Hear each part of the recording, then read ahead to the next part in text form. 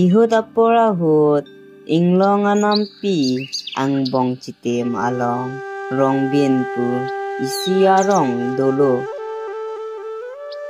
labang so arong lang ne pe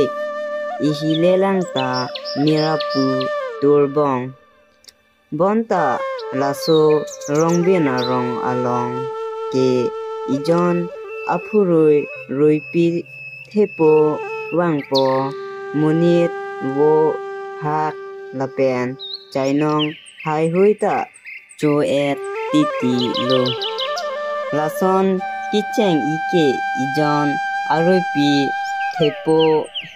inglong anampi along angthor do labangso aroipi thepo an ingchilo pulote rong bin arong wang joy po labangso rong bin arong nang luchok po monitum anta kaferisi hangjo hanghai lo puthot ajo nangki lodahut bangke rong asor atumta kachichak dorsi inut sar et pu thekere arong an pali damlo lason si sar et abangke amithang ki thekpen rong bin arong aphan ruipi thepo pen kapajok lo ji aphan awar sai rilo sar et abang amithang apran chimatha thesi ajo kangting chiklo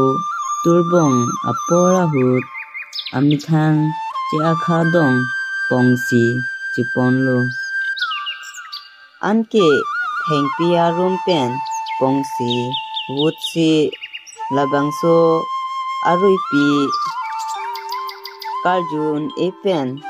angthor longpen nangchomsi sar et adung an wanglo anke roipi thepo abang pulo vot ong rinoi thipo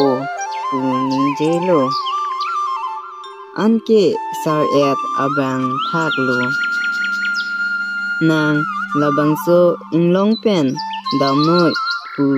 roipia phan pulo anke roipia bangta karjun e ajo ha inglong phuthak chidam juilo anke rongbin